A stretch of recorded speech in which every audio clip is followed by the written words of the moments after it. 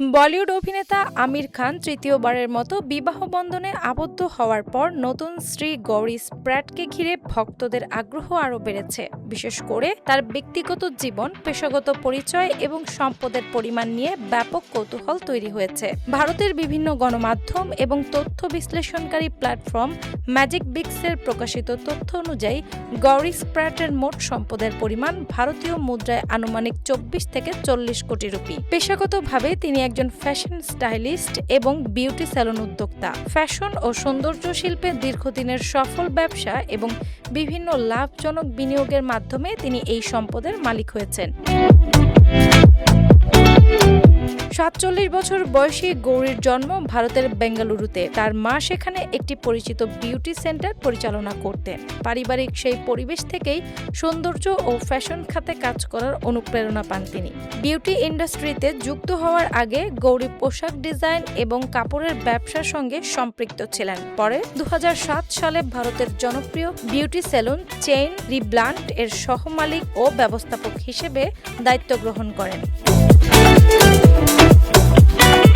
বর্তমানে তিনি মুম্বাইয়ের বি ব্লান্ট এর একটি সফল শাখা পরিচালনা করছেন। পাশাপাশি আমির খান প্রোডাকশনস এর বিভিন্ন সৃজনশীল প্রকল্পেও পরামর্শক হিসেবে কাজ করছেন।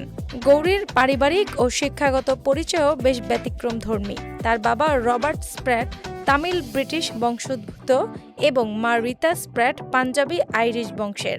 ভারতের উডের ব্লু মাউন্টেন স্কুলে পড়াশোনা শেষ করার পর তিনি লন্ডনে যান। সেখানে ২০০৪ সালে university of the arts London থেকে ফ্যাশন স্টাইলিং ও ফটোগ্রাফি বিষয়ে উচ্চতর ডিগ্রি অর্জন করেন। সম্প্রতি মুম্বাইয়ে নিজের বাসভবনে ঘরোয়া আয়োজনের মধ্য দিয়ে ৬১ বছর বয়সী আমির খান গৌরী স্প্র্যাটকে বিয়ে করেন।